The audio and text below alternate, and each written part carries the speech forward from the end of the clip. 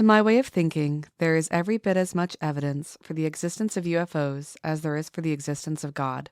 Probably far more.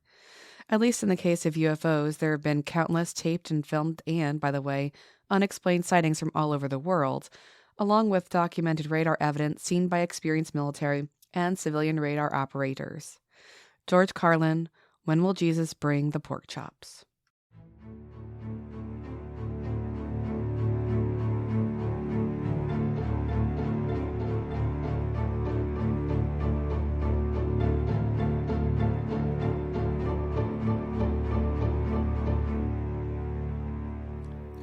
Welcome back to the Well House Exorcism. This is your ghost of a host with the most, Shanna. So we're just jumping right into the UFOs, huh? Maybe. Are you going to introduce yourself? This is PukwaPJ. Yes, and We're ready for some as our listeners can hear, aliens. I sound like an alien right now. Thanks to my husband and my son and my daughter. Everyone. Finally got the bug in the house and I feel like trash. My one eye won't stop running because I don't know why. It just won't stop crying. And then the rest of me hurts. My throat is sore. I hate it. And I sound like I'm sick. Yep. But yes, I'm using this quote because I have a theme for tonight. But first, I have something very, very special for one of our listeners, specifically for Penny. This is about Pluto. Pluto's a planet. Anyway, I just want to say this is from homegrownhandgather.com. Congratulations to all the world. It will be early spring, according to a small ground rodent. Hooray. Nothing is spookier than people huddling in the cold on February 2nd to watch a ground rat living in his climate-controlled, light-regulated, man-made zoo, believing he hasn't died in 138 years because he drinks the elixir of life. So this is what I want to give to Punks, Tony, Phil, and to Penny. Are you ready? It's a recipe. For braised groundhog tacos. Tacos? Mm-hmm. All right. 1 pound groundhog, or just one groundhog. 1 quart stock, vegetable, game, or mushroom will do. Corn tortillas, radishes, greens, salsa verde, and your favorite, cilantro, or other fresh herbs. Salsa verde and cilantro? Delicious. Nope. I'm out. It says other fresh herbs. Anyway, heat your oil high in a Dutch oven. Toss in your delicious, delicious groundhog. Let him brown up on both sides. Toss in your stock. Make sure that you have it nice and deep so your meat is covered. Cook it for 3 to 4 hours. After that, remove the meat from the pot. Cut it apart, man. Chop, chop, chop, chop, chop. Get rid of those bones. And then assemble your tacos. Put that meat on there. Mm-hmm. That's where Punks, Tony, Phil should be. In my tummy. So there you go, Penny. If you like the recipe, I would love to email that to you. Since we know that I love Groundhog's Day so much. My mom cooked a groundhog once. It's delicious. I don't care what y'all say. I'm from the country. She said it was gamey. Well, that's what you have to cook it in stock for 3 to 4 hours, and that makes it soft. Also cover it in meat tenderizer. We have things for this nowadays.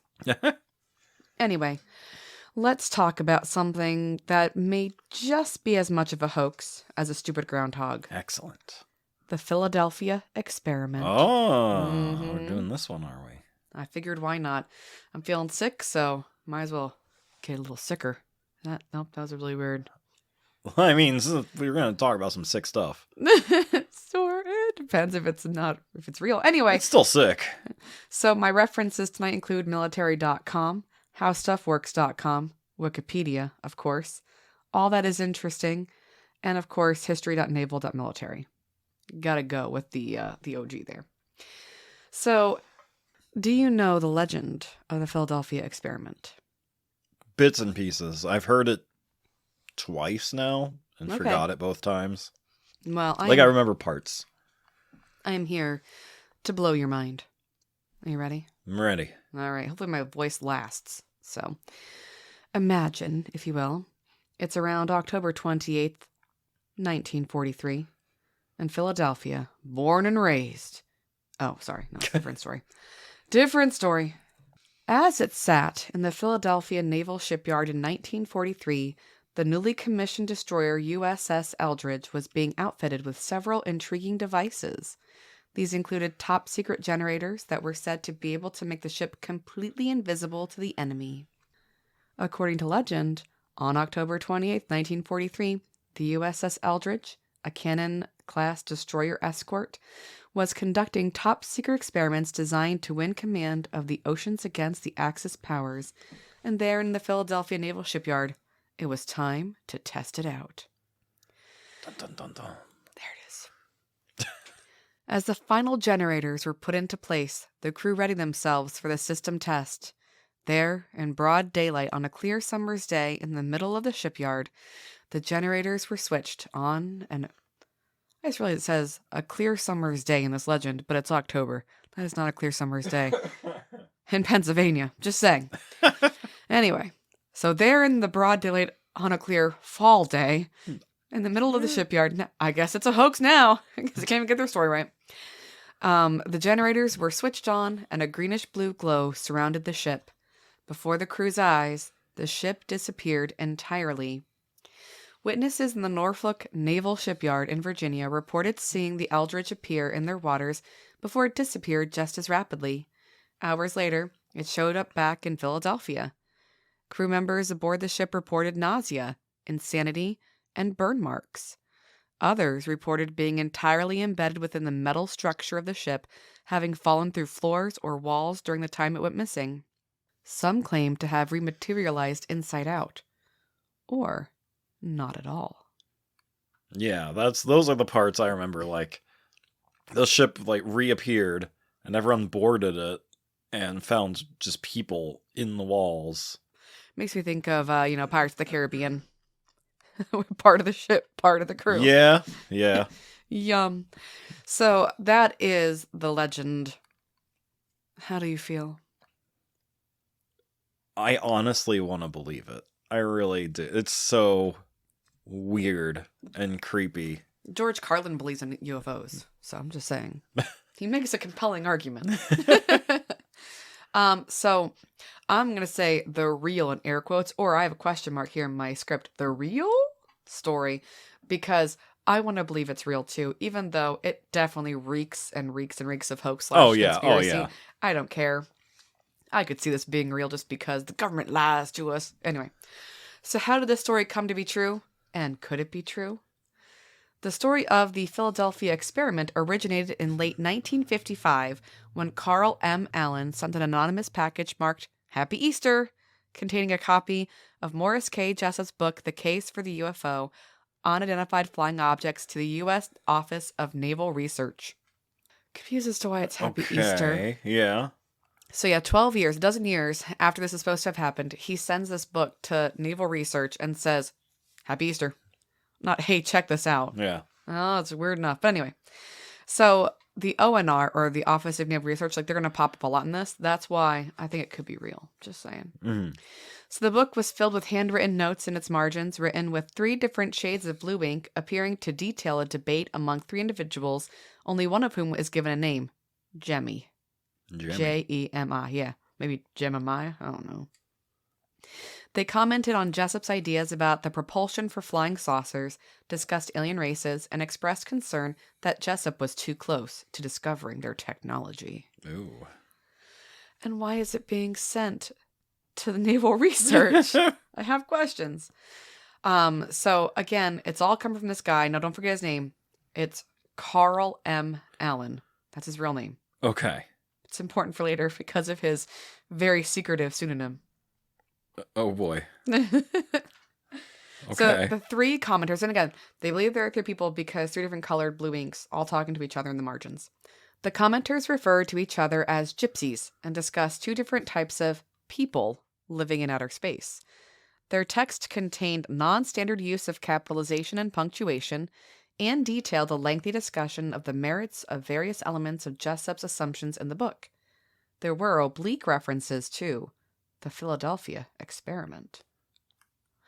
So that's how this all comes into being. Okay. Because of this guy and his crazy cockamamie book. Yep. Well, not his book.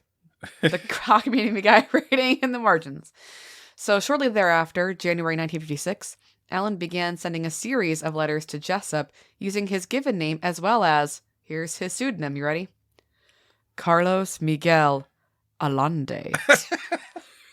Wow. Wow. It's a really good pseudonym if you ask me. Where'd they come up with that name? And he's Carl M. Allen. Oh. I wonder if the M actually stands for Michael. I don't know. But so he starts talking directly to Jessup with all these letters a year later. He's not crazy. Anyway, the first letter that we know about warned Jessup not to investigate the levitation of unidentified flying objects. Allen put forward a story of dangerous science based on alleged unpublished theories by Albert Einstein. He further claimed a scientist named Franklin Reno put these theories into practice at the Philadelphia Naval Shipyard in October of 1943. So again, yeah. And you think this seems like it could be crazy, right? In some ways. But again, I've gone down the rabbit hole and my eye is twitching and I'm sick. So I really, what's the word when like you're receptive to ideas? I'm just gonna say I'm receptive at this point. Yeah. So he's messaging Jessup, stop doing this research because if you look into levitation, bad things are going to happen because of the science that was done by Albert Einstein 13 years ago. Okay.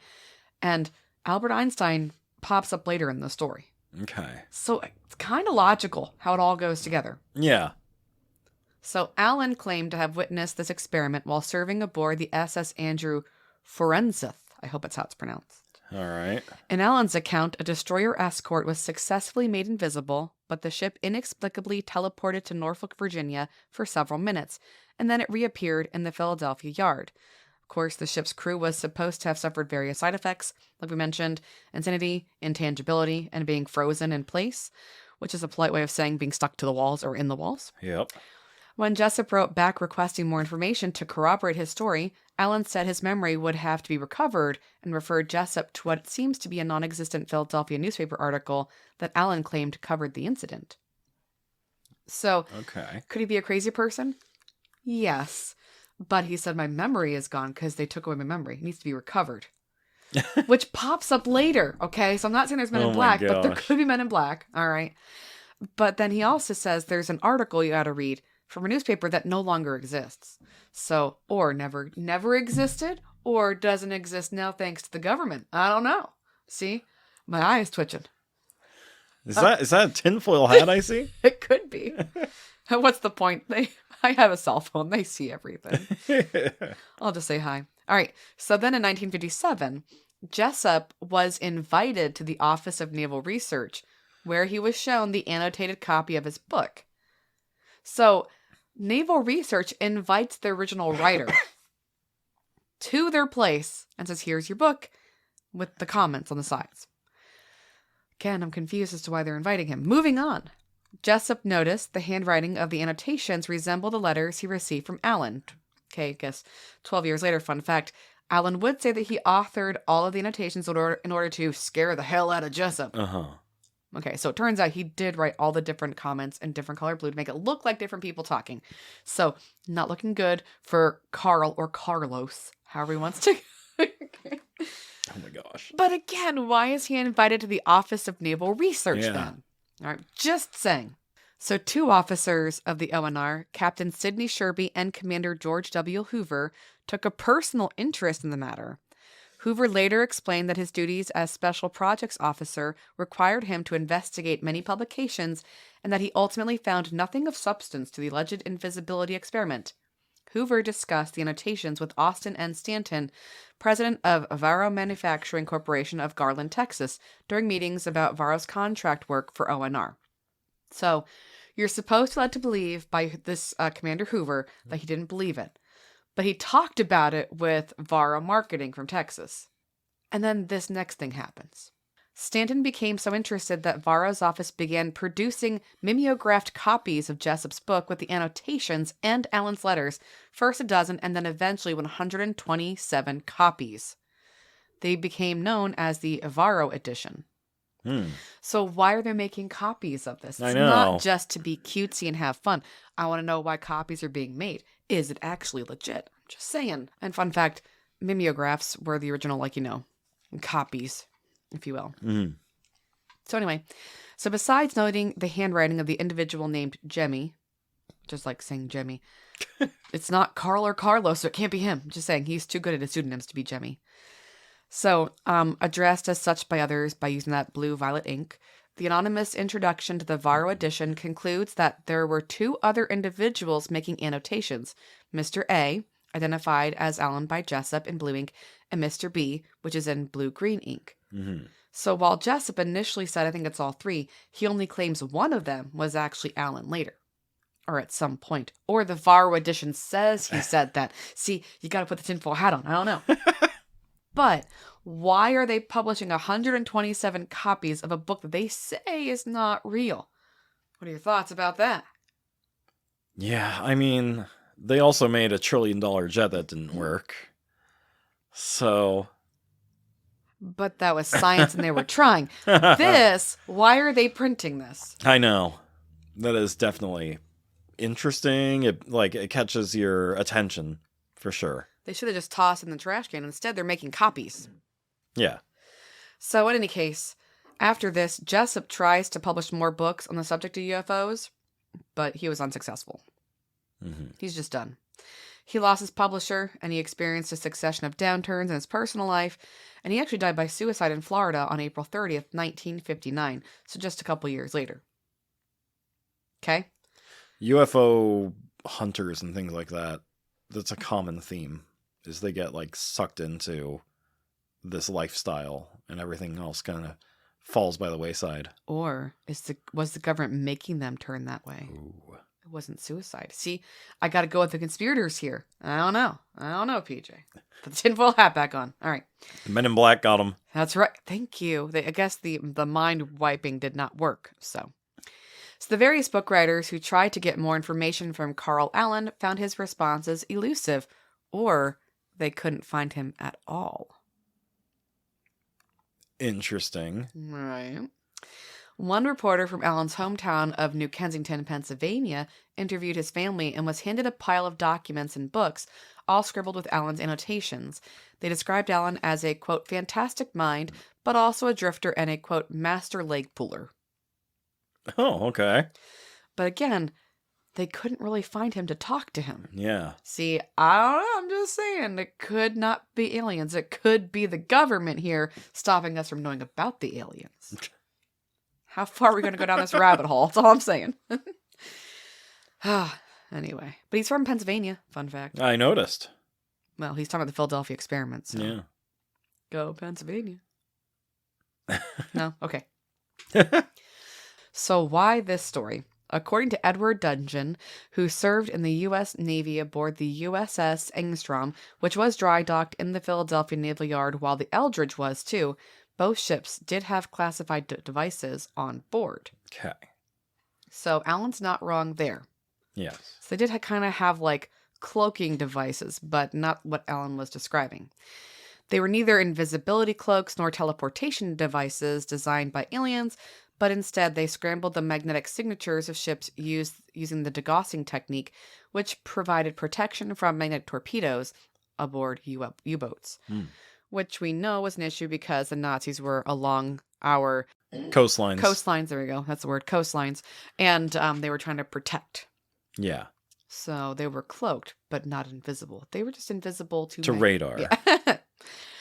So then, adding on to this, in 1994, French-born astrophysicist and ufologist Jacques F. Vallée published an article in the Journal of Scientific Exploration titled, quote, Anatomy of a Hoax, the Philadelphia Experiment 50 Years Later. In writing a previous article about the Philadelphia experiment, Vallée asked readers to contact him if they had further information about the alleged event.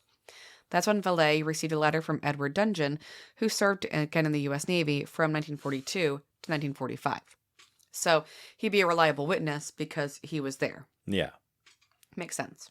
So as he had said to Vallée, he's like, I served on the USS Engstrom. It was dry docked in Philadelphia Naval Yard during that summer.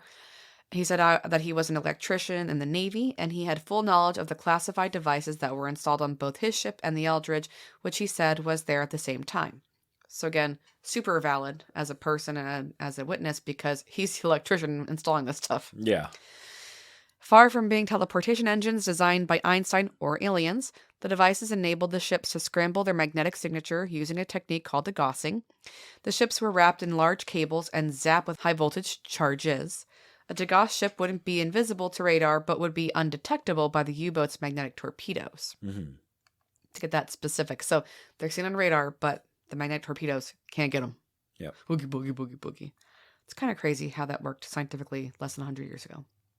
Yeah. Anyway. This is really cool. The things that we think of.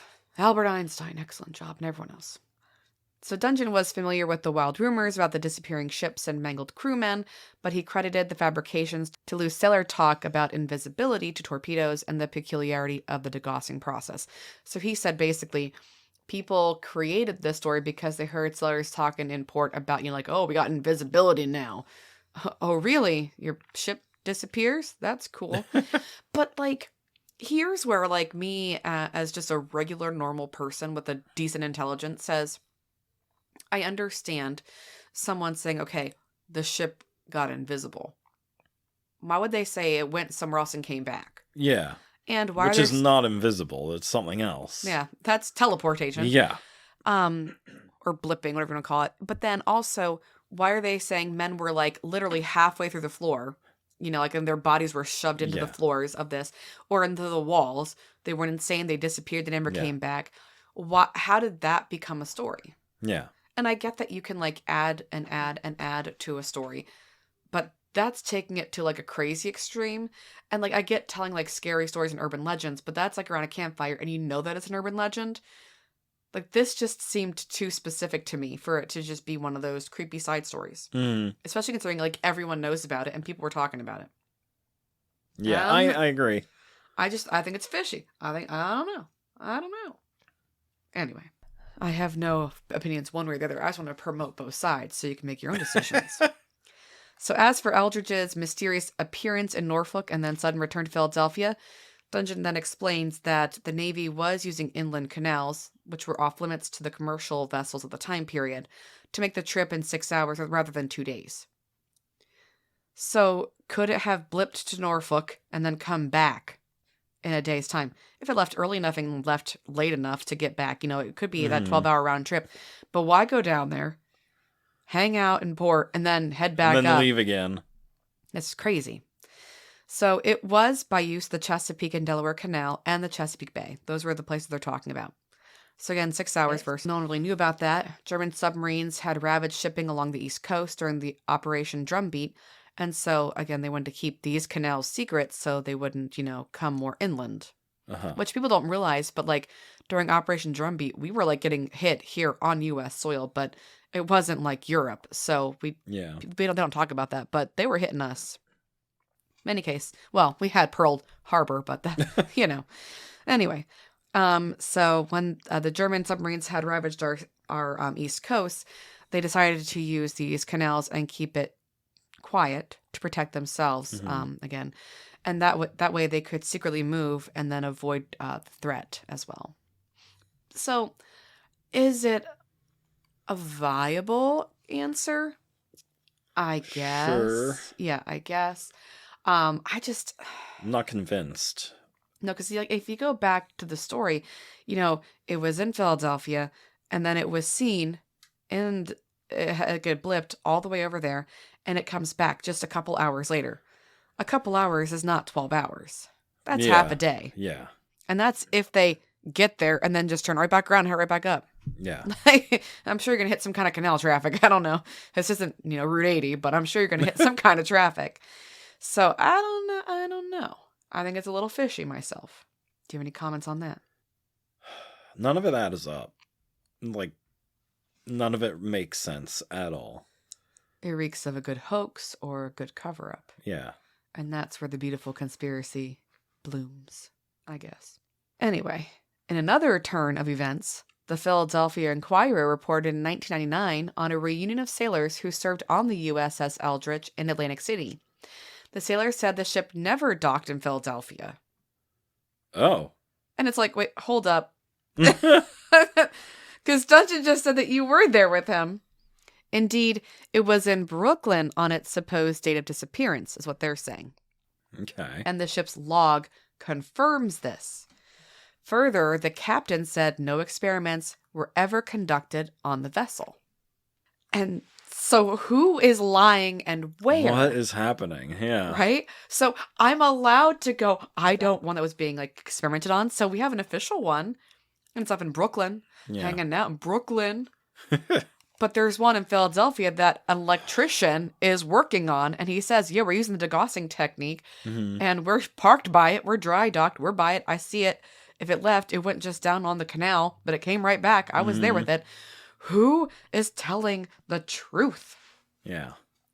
I need answers. So now how do you feel? See, I just keep thinking back to this past summer with Ocean Gate and how we were lied to for days about what's Ocean Gate again? the sub that imploded. So tell more about that for listeners. So everyone knows that, the Titan sub from Ocean Gate. Sub in air quotes. Yeah. Tin can, they call it a sub. It went down there, they lost contact with it, and 4 days later, whatever it was, they found the wreckage. And for all those 4 days, they're like, oh, how much air do they have? Do they have food? What's going on down there? How long can they last? We knew 15 minutes after it imploded that they were gone. And then for those 4 days, like, they're just talking nonsense. Hoping. And and that's not a conspiracy theory, by the way. Yeah. Like, we saw the actual radar scans or sonar, the scans, with the timestamp and everything. Like, 100%, we knew the moment it imploded, and then the media just kept going for 4 days about it, which is crazy. Yeah, I googled it, and they there's had reasons for that, though, right? What were their reasons? No one knows for sure. It's all hearsay. Well, yeah, but usually hearsay has a grain of truth, though. Because they're all, like, millionaires and things like that. So it's like, they didn't want it to go public because who's going to take over the company and things like that. Mm-hmm. Like, the succession. Yep. They wanted to figure all that out before they announced that it imploded, so stocks wouldn't crash. And so that makes you think that this has to be real? I mean, now that we have proof, we always knew that the government lied to us, but this is proof that they lie. So, and I googled it, and there's only one news station that ever reported on it, and that was CBS News. Really? They had an article saying that we picked up the implosion immediately. So everyone else was following the belief. Everyone else, CNN, alive, MSNBC, Fox News, all of them, they're all just like, what's going on down there? How much longer can they last? So we should be watching CBS only. Are you saying they're the most reliable? No, they just got lucky that time, I think. Oh, okay. Just checking. All right. Yeah, so, and we know that they lied about aliens all this time, and then all of a sudden, oh yeah, they're real. As we said in our previous episode, probably because COVID broke us, so they wanted to give us something else to focus on. Well, that, and when Trump visits Area 51 and then all of a sudden wants to make a space force. Oh my gosh. How much more obvious can you be? Oh, there must be aliens. So I'm not saying that this stuff didn't happen. Because you know how physics is. We know that Albert Einstein was a genius, and he pops up here again in the story, here and there. He was doing some amazing research. Could he have created teleportation? I don't know. I'm not a scientist. I'm just a little bit of a scientist. I dabble in biology. But I mean, I know there's more to the human eye and there's more to this Earth than we know. Yeah. And so I think since being told that aliens are real, I have to kind of UFOs are real. Yes. I'm going to say aliens, but UFOs. But now that we know that those are real, it's a slippery slope to going, okay, so then what else is real? Yeah. And my eye starts twitching. And what else haven't we been told about, Exactly. Because for 70 years now, we've been seeing these, 70 years documented since Roswell. Yeah. But, we've been seeing these things in the sky, and the government's like, no, It's not real, you know. Well, if you look at hieroglyphics, you may have been seeing aliens way back in the day, too. Oh, yeah. Mm-hmm. So, I don't know. So now I'm like, maybe there were two of these, because if the sailor said that we were on our boat, we were in Brooklyn, what boat was hanging out in Philadelphia because someone else saw it? At least, I mean, one that's reliable, Dungeon, because he is an electrician for the whole shebang. Alan, if he's reliable or not, we don't know. Yep. Was he talking to another Alan? Were there two Alans? I don't know. Tinfoil hat time. Yep. Anyway, despite the differing accounts, both Dungeon and the Eldritch crew confirm that nothing otherworldly happened on the ship. So it's one thing that they can come to consensus on. Okay. Yet people continue to believe otherwise. Now, here are some reasons that this hoax has endured for 70 years, as you said. So one thing that I want to mention is the green glow they talk about. Now, you worked at Mount Carmel with me for years. Did you ever read the 8th grade literature that we had to read? I don't think so. Did you ever read The Rime of the Ancient Mariner? Nope. Very Catholic. Which is why it's not surprising that it's taught in a public school at Mount Carmel, because that place is all Catholic. Every corner has a different Catholic church. But in The Rime of the Ancient Mariner, it actually mentions St. Elmo's fire. It's a passing reference, but all sailors know about this. So if you don't know what St. Elmo's fire is, it is actually a kind of cool green glow electrical storm. So I'm just going to quote the text here. It says, "It's also suggested that the green glow reported by witnesses that day could be explained by an electric storm or St. Elmo's fire, which, in addition to being an American coming-of-age film starring the Brat Pack, is a weather phenomenon in which plasma is created in a strong electric field, giving off a bright glow almost like fire." And so it's really cool because, you know, it up and down the mast and the different ropes, you'll see this fire. It's not fire. You're not on fire. You're not going to die. Yeah. But it's creepy and it's very otherworldly, which is why it fits into The Rime of the Ancient Mariner so well, because it's actually a bad omen. Mm-hmm. So you don't want to have that. So they say maybe the green glow is that. If that boat is green, why aren't the other ones green? Yeah. Riddle me this, PJ. Yeah, that was something I thought about, because in other stories I heard about this green glow, like this mist that surrounds the Eldridge, and everyone wondered what the heck that could be, you know? Obviously it was SpongeBob and the Flying Dutchman. That's it. 60 years before the show came out. They did it before it was cool. I wonder too, like, I love SpongeBob, but I'm not like obsessed with it. I wonder if they make him green and his boat glow green because of St. Elmo's fire. That would be a really smart reference. They probably didn't do that. No. We'll pretend they did. They're like secretly smart. I mean, it's still smart that they had like Bikini Bottom, you know, the Bikini Atoll and all that. And that references back to all the different things that were happening, you know, really around this time period and after, because of all the different experiments. Yep. So, but in any case, so they're saying that the hoax exists because St. Elmo's fire exists. So if you see the green glow, you don't know what it is. You're going to assume it's, you know, it's not natural versus it's supposed to be natural. It's a natural phenomenon. Thank you. Okay. But this great, crazy, hoaxy idea was so good that it became a movie. Did you know that? No. It was called The Philadelphia Experiment. What? And it was released in a fantastic year, 1984. Huh. Now, of course, George Orwell's story was not written in 1984, but again, dystopian government. We got a boat with the word Eldridge close to Eltrich. I'm telling you what, it's all adding up.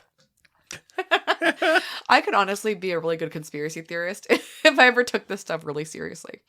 If I'm offending you, I'm sorry. Anyway, so the movie comes out. After the release of this 1984 movie, a man comes forward. His name is Al Bielek. Okay. I think it's pronounced Bielek. It's Bielek. All right, yeah. Okay. He came forward claiming to have personally taken part in the secret experiment, which he had been brainwashed to forget. Seeing the movie in 1988 brought back the repressed memories. They came flooding back, apparently, all at once. Huh. Could it just be a crazy person? Absolutely. Yeah. But it's interesting. It's interesting.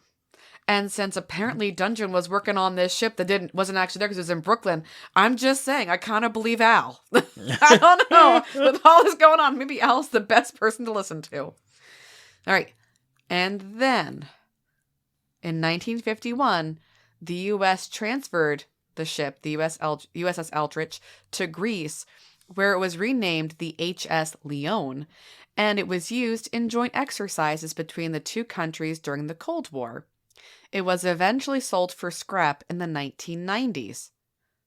Again, it was the 90s when all this stuff started coming to a head. If we can go back in my timeline, in 1994, that's when the French-born astrophysicist and ufologist Jacques Vallée started doing all of his, discussions and his writings and talking to everybody and kind of bringing all this back. Yeah, because no one really believed Al in 88. But when this well-renowned scientist is like, well, let me look in on this, they're like, oh, let's just send this boat off for scrap now. Bye-bye. See, I find that fishy. Yeah. Okay? I can make all of this as fishy Such as a possible. young boat, too. Yeah. And if it was used during World War II, wouldn't you want to keep that and have it like in some naval museum? Yeah. We have so many that are, living museums that you can board and stay on and things like that. Yeah. So it was sold for scraps, allegedly. I don't know. I haven't seen if I'm saying allegedly there. But I think it's because no one can do experiments on it now. Yeah. That's what I think. Or I had to hide the evidence. Are there two? Two? Remember, Dungeon saw one while one was in Brooklyn. I don't know. Is your mind blown yet? Why, is there more? Well, there's a comment I made earlier that is my last comment. Okay. So, just as a reminder, all right, for reasons that still remain unclear, the ONR decided to publish that 127 copies of the annotated book. They were dubbed the Vero editions after their publisher, of course, like I mentioned. But why would they do that? Why take such a personal interest in something that's so obviously a hoax? Yeah.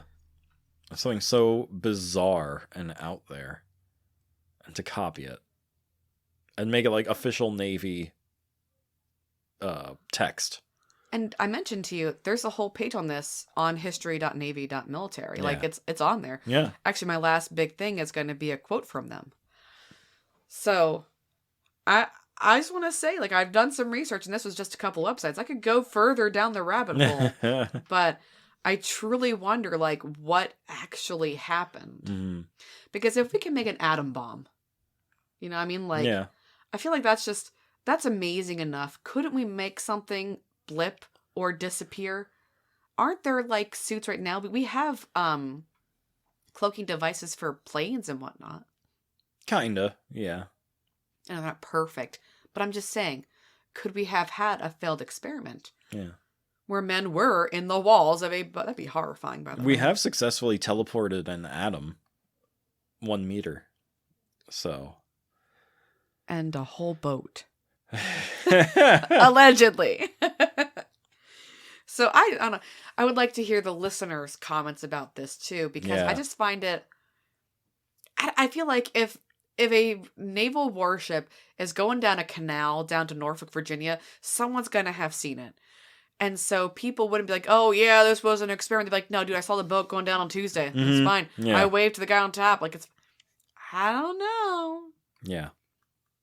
I agree. A minute to win it now. Anyway, so I have a last comment from ONR, the Office of Naval Research, just as a reminder. From the history.navy website I mentioned in our previous episode, it states, the Office of Naval Research, ONR, has stated that the use of force fields to make a ship and her crew invisible does not conform to known physical laws. ONR also claims that Dr. Albert Einstein's unified field theory was never completed. During 1943 and 1944, Einstein was a part-time consultant with the Navy's Bureau of Ordnance, undertaking theoretical research on explosives and explosions. there is no indication that Einstein was involved in research relevant to invisibility or to teleportation. But why bring it up then? He was a part-time worker, and he was working on a unified field theory. And his work was never complete, maybe because the human loss. Interesting. Yeah, so because if you look at Yeah. that, like, again, like, I'm an English teacher, so I'm really good at, like, breaking down, like, deconstructing text. But, like, it's, it says ONR claims that Dr. Albert Einstein's unified field theory was never completed. And during the 43-44 time period, he was a part-time consultant with the Navy's Bureau of Ordnance, undertaking theoretical research on explosives and explosions. Well, of course, we know, working on all that fun stuff. But he was working on a unified field theory. Could he have created something and said, oh, we're not ready for this. We hurt people. Let's send it off to Greece now so no one can see it. Anyway, the Philadelphia experiment has also been called Project Rainbow. This is coming off the website. Yeah. A comprehensive search of the archives has failed to identify records of a Project Rainbow relating to teleportation or making a ship disappear. In the 1940s, the codename Rainbow was used to refer to the Rome-Berlin-Tokyo axis. The Rainbow plans were the war plans to defeat Italy, Germany, and Japan. Rainbow 5, the plan in effect on 7 December 1941, when Japan attacked Pearl Harbor, was the plan the U.S. used to fight the Axis powers. Okay, but that must be a different Project Rainbow, because if the Philadelphia experiment was also called the Project Rainbow, it wouldn't be surprising if those documents disappeared. Yeah. Especially after a horrible failed experiment where men are stuck in walls and in floors and just never reappeared. God knows where they actually are. And on December 7th, 1941, technically speaking, we weren't even a part of the war yet. It wasn't until after Pearl Harbor that we actually joined the war officially. It's only because the president went and pretty much begged. They would have said yes anyway because, Yeah. we were a little angry over Pearl Harbor. A little bit. A little. A smidge.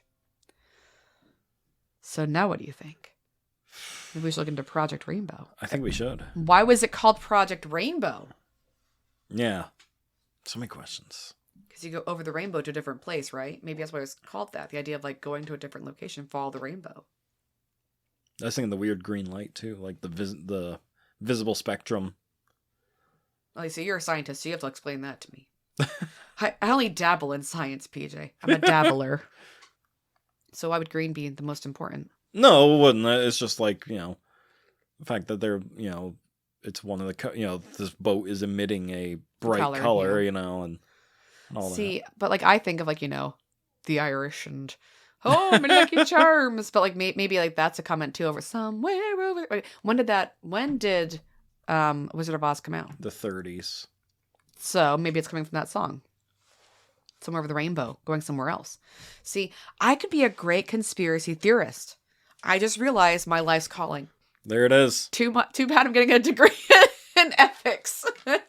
Well, I'm very good at arguing. And leadership. I feel like I should go on to some kind of, like, adult debate team because I feel like I could win. No, listen, aliens are real. Listen, this is fake. I could go either way. So, I don't know. But to talk about a great scientist, I want to talk about Isaac Asimov. Ah, right? yes. Because I got to go back to my English roots here, not my science roots. I love him because when I teach about him, we read the short story Hallucination. I talk about how he was the most prolific writer. And, like, he would just he could type 90 words per minute on his old, typewriter. Cha-ching, that one. And he just pumped out so many short stories and so many novels. And if you've seen I, Robot, you've seen Isaac Asimov. And he was always amazed and interested in the science fiction, like, what are the possibilities, that extrapolation idea. But he once said, "Don't you believe in flying saucers?" They asked me. "Don't you believe in telepathy, in ancient astronauts, in the Bermuda Triangle, in life after death?" "No," I reply. No, no, no, no, and again, no. One person recently, goaded into desperation by the litany of unrelieved negation, burst out, "Don't you believe in anything?" "Yes," I said. I believe in evidence. I believe in observation, measurement, and reasoning, confirmed by independent observers. I'll believe anything, no matter how wild and ridiculous, if there is evidence for it. The wilder and more ridiculous something is, however, the firmer and more solid the evidence will have to be. Mm-hmm. And so, like, when you're looking at this, initially it sounds like a hoax. But then when you start looking at the stories, they don't add up. Yeah. And to me, like, in that moment, it becomes more of an actual, like, possibility. Especially when you have the actual crew saying, we were in Brooklyn. Yeah. My brain then goes, then what the heck was in Philadelphia? Or what disappeared and came back to Philadelphia? Yeah. I don't know. Like, I think that if this were posited to him, he'd be asking the same questions. Yeah. And you want to go back and look at Einstein's, unified field theory. How close to that was completed? Mm-hmm. I mean, I couldn't answer that because I am no Einstein. But I don't know. Yeah. So my I question would like to is, follow back on this. have I made you a believer in the Philadelphia experiment, PJ? I mean, I already kind of was because of the weirdness of it and the reports from it and everything. The fact that the Navy has a page on it. Even though at the end of it, they deny that it never happened. Yeah, right. So, yes. And then after all this, more so, I think. Because if that boat was fine, there was no reason to sell it for scrap. No. No, There not really at all. wasn't. And again, what boat was there then? Like, I'm never for conspiracy theories. I always think they're just ridiculous. Yeah. But, how long was it in service? Do we know? So, it was a part of World War II. And then in 1951, it was transferred to Greece and it was renamed the HS Leon. And then it was used in exercises and then it was sold for scraps in the 90s. In the 90s. Okay. So it was used in exercises.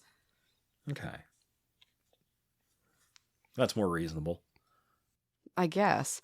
But again, you could keep it and put it on display. Because World War II is like a hot ticket. And in the 90s is when everyone's saying, oh my gosh, it's a hoax. This would be the best way to make some freaking money. Like, I'll buy it for scrap and I'll put it in my back lawn. Come see the hoax. There's probably some faces in there. Watch out. Like, I would make money off of it. So why sell it for scrap? I mean, it's a lot of metal. Well, true. It's a battleship. Well, not battleship, but... But think of how many years you could make money off of this, having, people come to visit. Just the tourism and then being able to sell the franchising from it, too, and just the merch. Be way more than selling that hunk of metal. Yeah. I'm just saying. The government's not short-sighted. They think about those Oh, kinds yeah, of for things. sure. Yeah. So now I'm a believer. I talked myself into believing it. Great. I guess I can add conspiracy theorist. But the Jersey Devil still is not real. And my voice is finally going. So we have to stop because it's crap. Maybe it's the Jersey Devil saying, I am real. I'm taking your voice away. I do want to say, as we get closer to 15K in terms of our listeners, I have already bought stuff for the next giveaway. Oh, okay. Yes, I didn't tell you. Surprise! So it'll be here within 2 weeks. But I got a Plague Doctor incense burner, and the smoke comes out around him, and it's nice and creepy. And I got incense to go, and I got rosemary incense because it's supposed to get rid of negativity. And I got a really cool sign, and I got a really cool bumper magnet to go along with our magnets too. Got a lot of cool stuff coming in, ghosty and creepy and fun and quirky. So once it comes in, I'll take pictures and we can start really promoting it. But y'all got to start, making sure your friends are downloading and liking us. Hop on Spotify and give us a rating. I refuse to rate myself because I'd give myself a 1. So, yeah. Rate us on iTunes, please. 3 is neutral, so that's cool. I can tell how you feel about conspiracy theories based on what you're going to choose if I offended you. But in any case, mind you all to have a lovely week. Stay healthy. Do not get the plague like PJ and I did and the children. Do not have your daughter vomiting onto your freshly mopped hallway floor. Yes, I'm going to keep saying that, PJ. Because, as a mom, I look back and At I least feel... you didn't clean it up. Well, but I look back on this and I feel kind of bad. Because I'm like, why is Sophie on her hands and knees? And there she is puking on the floor in the hallway. And I look at her and I look at my mom because my mom was visiting, and I go, but I just mopped that. Like, how much of a mom response is that to a kid who is vomiting? So eventually the plagues will leave us and from this house. But because my voice is obviously totally going now, have a lovely week. Find us on Reddit. Find us on Facebook. Please message us. Tim, it's been since July 20th. I was looking over memories. Get back over here. Tell us your UFO stories. Yeah. Jackie, obviously, you're coming. Don't worry. We're bringing you in. But as always, think spooky thoughts.